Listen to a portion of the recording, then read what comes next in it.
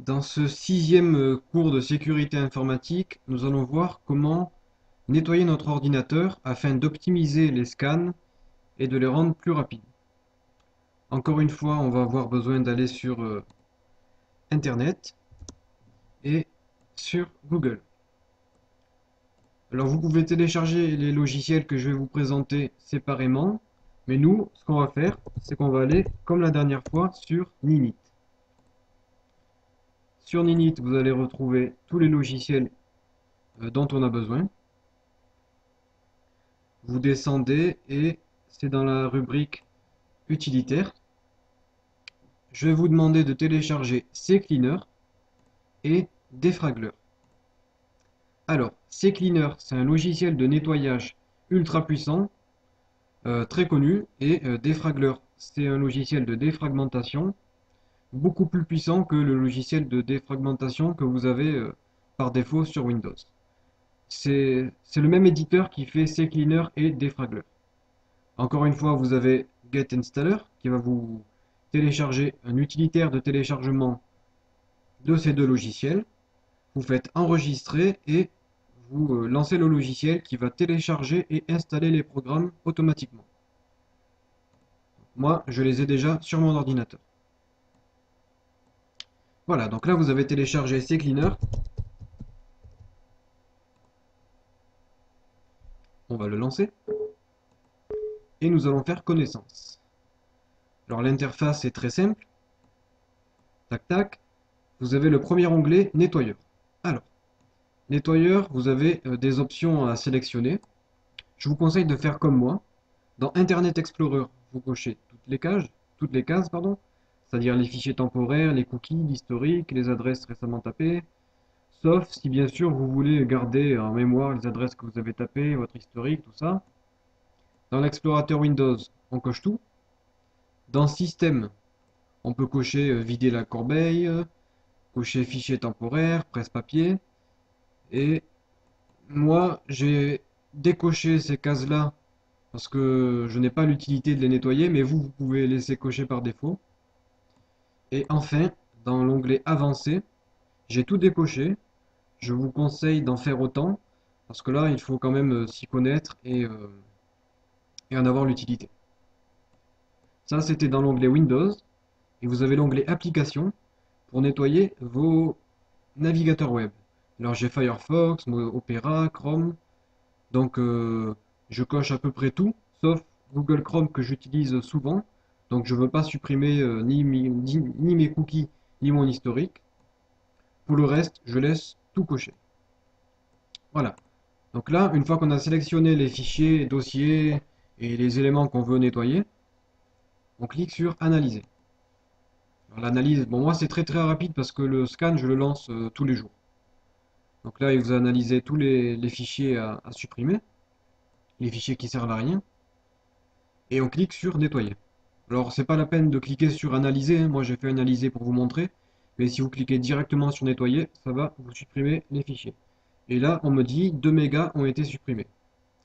Alors, par habitude, je sais que si vous avez jamais fait de nettoyage, lors de la première utilisation du logiciel, vous allez supprimer au moins 1 giga de, de données inutiles sur votre ordinateur. Donc ça vous fait gagner vous avez un gain de place phénoménal. Alors vous pouvez faire ce nettoyage une fois par mois, c'est largement suffisant et ça contribue à l'entretien de votre ordinateur. Le deuxième onglet, Registre, ça aussi je le fais très régulièrement. Alors vous sélectionnez tout et vous cliquez sur Chercher les erreurs. Alors ça va trouver toutes les erreurs des clés de registre de Windows. À chaque fois que vous allez installer un logiciel, télécharger quelque chose, certains fichiers vont être modifiés sur Windows et donc ça peut ralentir votre ordinateur ou gêner le fonctionnement de certains logiciels. Alors bien sûr, moi je fais cette manipulation tous les jours, donc je n'ai aucun problème, mais je peux vous assurer que lorsque vous allez faire le scan, vous allez avoir plusieurs centaines de problèmes détectés. Alors vous laissez tout cocher et vous faites corriger les erreurs. Alors là, cette petite boîte de dialogue s'ouvre. Est-ce que vous voulez créer une sauvegarde? Donc non, pas la peine. Vous cliquez sur non. Et ensuite, vous avez corrigé toutes les erreurs. tac, toutes les erreurs ont été réparées. Et là, vous fermez. Et maintenant, vous êtes tranquille. Alors, ces deux outils sont les principaux outils à utiliser. Alors, les options, vous n'avez pas besoin de toucher quoi que ce soit, hein.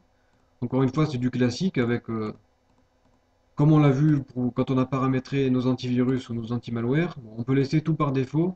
C'est parfait, ça nous convient parfaitement. Et dans les outils, vous avez quelque chose qui est plutôt sympa aussi. C'est un outil de désinstalleur de programmes. Alors bien sûr, vous pouvez passer par démarrer panneau de configuration et désinstaller des programmes, mais CCleaner va vous permettre de désinstaller un programme, mais complètement. Ça va scanner votre ordinateur pour détecter tous les dossiers contenant le programme que vous voulez désinstaller, et ça va vraiment vous faire une désinstallation complète. Vous avez juste à sélectionner le programme et cliquer sur désinstaller. Voilà. Et encore une fois, vous avez la recherche de mise à jour. Alors ça, je vous conseille de le faire quand il y a une nouvelle version du programme qui sort. Une boîte de dialogue s'ouvrira et vous dira une nouvelle version est disponible. Et c'est un logiciel qui est très très régulièrement mis à jour. Chaque mois, il y a une nouvelle version qui sort. Donc c'est entretenu et c'est un logiciel très performant. Voilà. Donc ça, c'était CCleaner.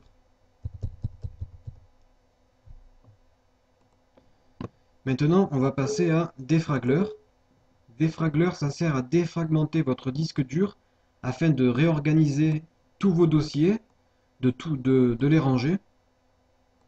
Et ça servira à rendre votre ordinateur beaucoup plus rapide. Parce que si votre PC connaît l'emplacement de chacun des fichiers, il mettra beaucoup moins de temps à réfléchir et il ira directement chercher la donnée dont vous avez besoin. Et donc ce logiciel améliorera les performances de votre ordinateur. En général, si vous avez deux partitions, le mieux c'est de s'occuper que de la partition principale, le disque C, là où vous avez votre système d'exploitation. Vous pouvez analyser. Encore une fois, l'analyse c'est pas nécessaire, mais bon, ça va vous permettre d'avoir un aperçu de tous les fichiers fragmentés de votre ordinateur. Alors j'ai lancé une défragmentation tout à l'heure, donc moi je n'ai plus aucun problème. Vous aurez sûrement un bon pourcentage de fragmentation. Alors tous les fichiers bleus, ce sont les fichiers qui sont bien rangés, et les fichiers rouges, ce sont les fichiers fragmentés. Tout à l'heure, quand j'ai fait le scan, j'avais à peu près 3 lignes complètement rouges. Là, c'est un outil vraiment puissant qui va bien organiser votre ordinateur. Alors, vous avez l'option défragmenter. Si vous cliquez sur la petite flèche à droite, vous avez la défragmentation rapide. Bon, je vous la montre, mais bon, elle n'est pas nécessaire, hein. Le mieux, c'est de faire une défragmentation normale. Vous avez cliqué sur votre disque C et vous faites défragmenter. Et là, le logiciel se lance. Si c'est la première fois que vous lancez le logiciel, la défragmentation durera plusieurs heures. Alors je vous conseille de faire cette manipulation le soir, avant d'aller vous coucher. Vous laissez l'ordinateur allumé pendant la nuit et la défragmentation se fera tranquillement. Bien sûr, vous enlevez l'option de mise en veille de l'ordinateur si celle-ci est activée. Alors là vous avez la défragmentation. Là on est à 0%, à 100% c'est terminé. Et la fragmentation, c'est-à-dire le pourcentage de fichiers qui est fragmenté. Une fois qu'on arrive à 0, c'est-à-dire que notre ordinateur est complètement nettoyé.